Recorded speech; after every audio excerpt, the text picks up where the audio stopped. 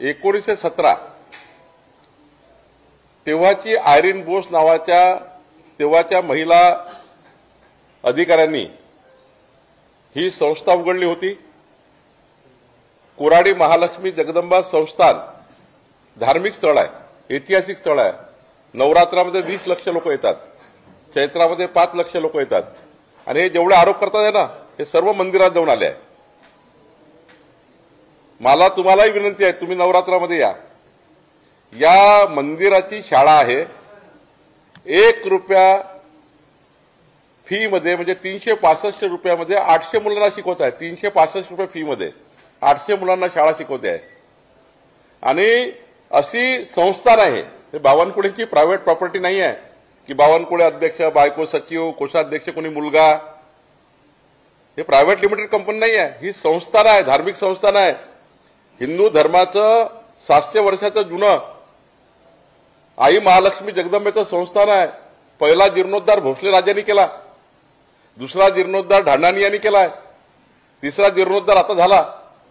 आणि अशा धार्मिक संस्थेला आलोचना करणे, धर्म कार्यावर, देव कार्यावर त्या ठिकाणी टीका करणे बघितलं पाहिजे विरोधकांनी। ही जागा कशा करता आहे? ही काय प्रायव्हेट लिमिटेड ट्रस्ट आहे का? चुकीचं आहे हो। विखे पाटील साहेबांच्या आम्ही विनंती केली, आमच्या सचिवांनी विनंती केली, ही जागा, आणि ही जागा नवीन नाही आहे, ऑलरेडी लीज होती 1917 मध्ये आयरीन बोस।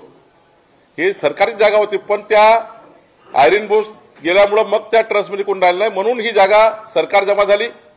मोन्नी जागा सरकार जमा झाली होती। आयरीन बोस या मृत्यू झाल्यानंतर त्यांचे कोणी वारस नव्हते, ती लावारिस होती। मी शिकलो आहे 5वी ते 10वी पर्यंत शाळेमध्ये, त्या संस्थेमध्ये मी शिकलेलो आहे 5वी ते 10व्या वर्गामध्ये।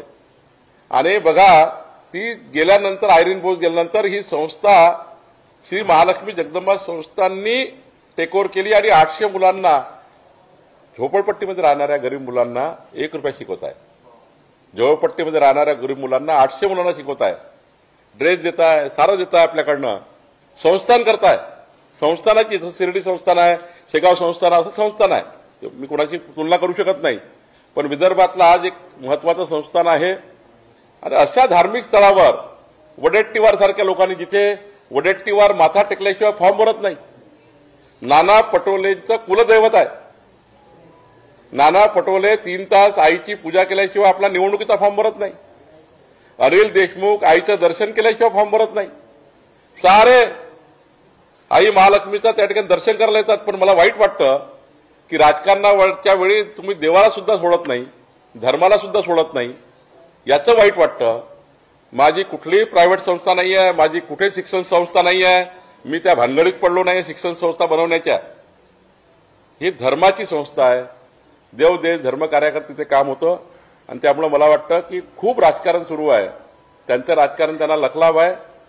आई महालक्ष्मी साक्षात आहे।